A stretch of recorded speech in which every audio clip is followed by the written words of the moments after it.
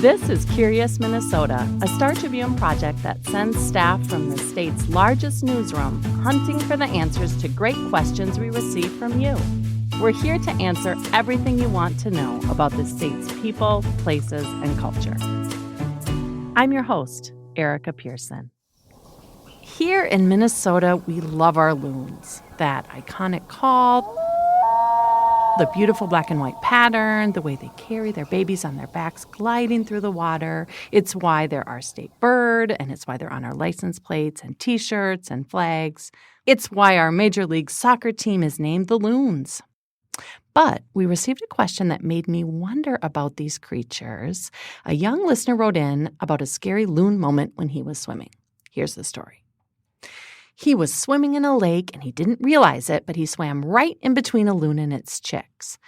The loon rose up out of the water, wings flapping, turning its feet, and charged at him, he said, and he was able to get out of the way without getting hurt.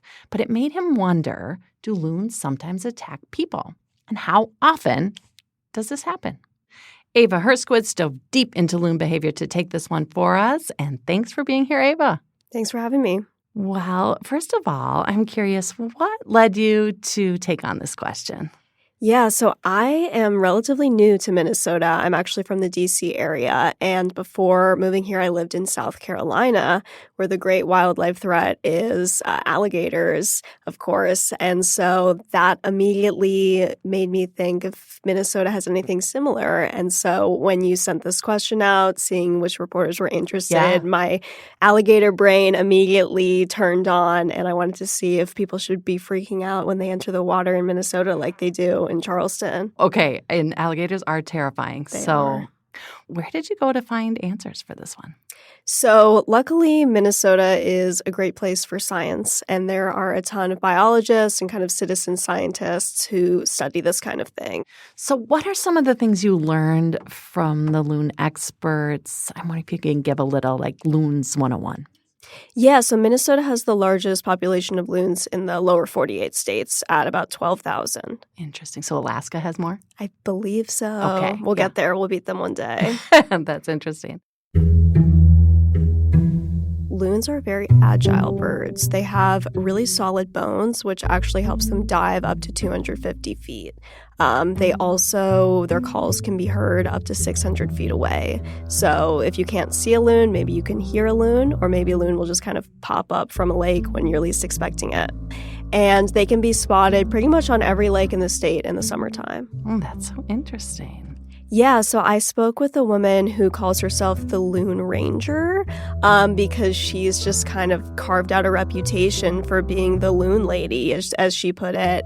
And a lot of these people, they don't have formal scientific training, but they have just taught themselves, reading books, meeting other scientists, going and hanging out in other states and spending the whole summer kind of learning about loons to the point where they're basically experts in their field. So cool. And we also have the National Loon Center in Cross Lake. Yes, this is a great place to live if you're a loon person. Okay, so let's get into this question about loons attacking humans. And I have to say, when I told my dad that we were working on this question, he actually had his own story about a loon being, let's say, aggressive. This call is now being recorded. Hi, Dad. Hi. I was surprised that you have a loon story of your own, and so I'm wondering if you could share it for us. Yes. Well, this all took place in the summer of 1970.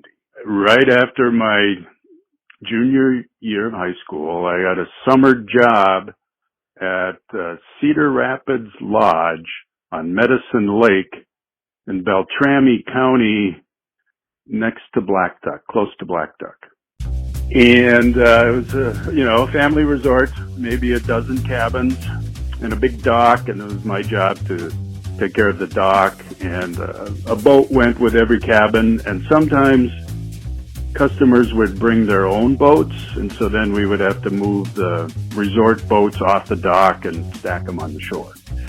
We needed to create a little bigger space for some boats because I guess some customers were bringing their boats. And so the owner asked me to take a sigh and put on some hip waders, go out into the water and make the area about 10, 15 feet bigger. And so, I'm cutting the cattails and, bulrushes and things with a sigh, at the bottom of the lake. I'm about waist deep water. And all of a sudden I hear this whining and hissing noise, and then this whomp, whomp, splash, splash. Within, 5, 6 feet of me is this loon slapping the water with its wings. And you remember, I'm in waist deep water. The loon is up, around my chest. It stopped about 5 or 6 feet from me, splashed me with its wings, and I just got the heck out of there. Yeah. It was short, scary, and something I didn't forget.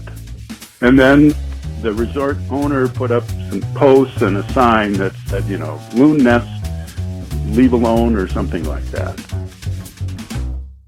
Well, I'm glad that you escaped that one without getting hurt. Yeah, no, it did not touch me, it stopped. Yeah. But it was saying, get away from here. That was my dad, Marty Pearson. So, Eva, I'm eager to hear what the experts told you about loons being aggressive or attacking, and we're going to get into that after the break. We're back, but before we continue our conversation, I wanted to tell you that this podcast is produced by Melissa Townsend and the music is by Matt Gilmer. Okay, so when you talked to the different experts, what were some of the things they told you?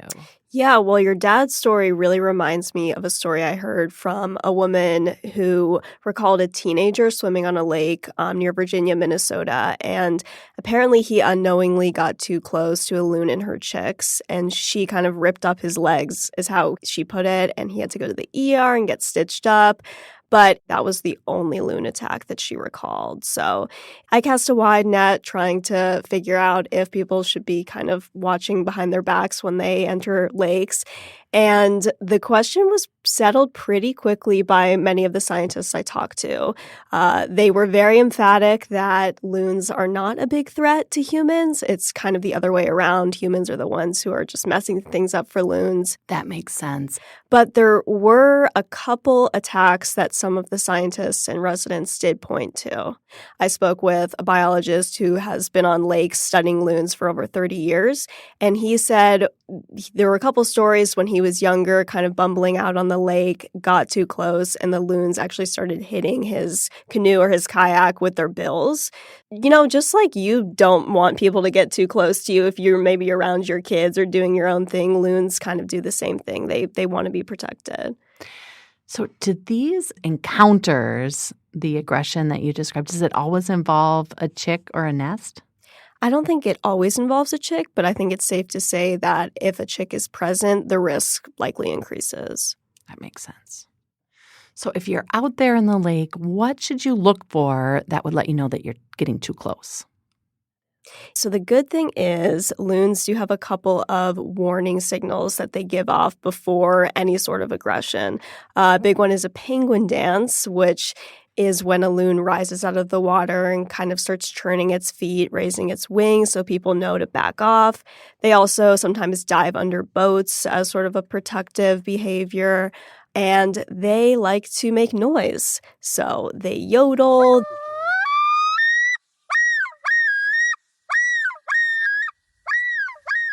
They do their little tremolo is what I believe it's called.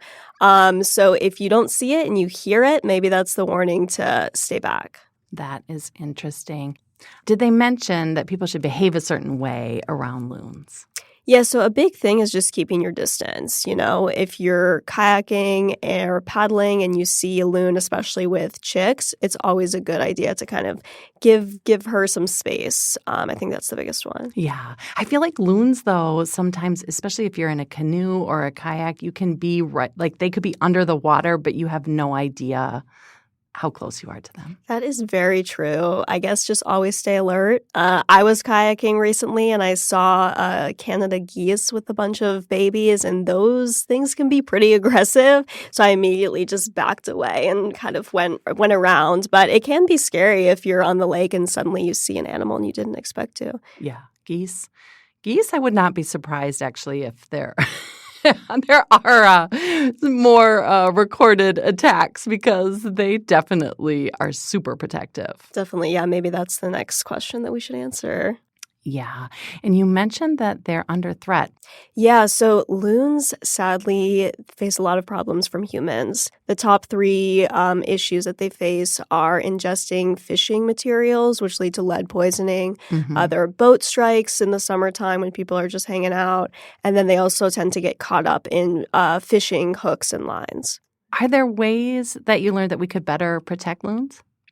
Yeah, so one huge thing would be to ban lead tackles, which Minnesota doesn't do. And a lot of the biologists I spoke with were kind of appalled by this because Minnesota does have that reputation for really caring about the environment, being kind of conscious of those sort of things. So that would be a huge one. Are there like animal hospitals where they can be treated, or what happens when they? Yeah, so I met a bunch of volunteers who tend to live in northern Minnesota who actually spend their days just tracking down sick and injured loons and taking them to vets. There are a couple vets and medical professionals who specialize in kind of rehabilitating the loons. It seems like a very tight-knit loon community. That's an interesting one. Well, was there anything else that surprised you or really struck you as you were working on this? You know, I think it was fun to hear from all sorts of people who are very, very passionate about loons, and I think feel almost a sense of protectiveness and statewide pride in the bird because they are so tied to Minnesota. You know, I'm hoping that some of those protection efforts pay off and we can see loons for many generations to come in Minnesota. Okay, so I'm wondering, after learning all of this, what's your take on loons versus alligators? Ooh, it's a good question. You know, I would say watch your back when you're in the water in South Carolina. You never know what's going to happen. In Minnesota, you can definitely let your guard down a little bit more. Got it. Well, thank you so much, Eva. Yeah, thanks for having me. And thank you to our young listener who was curious about whether loons attack people. The loon calls in this episode are from Mark Robbins and the Cornell Lab of Ornithology Maculae Library. And that is it for us today. You can read all of our Curious Minnesota stories online at startribune.com. And I'm hoping that this inspired you to send us a question. Send an email to share what you're curious about to curious@startribune.com. And in the meantime, stay curious.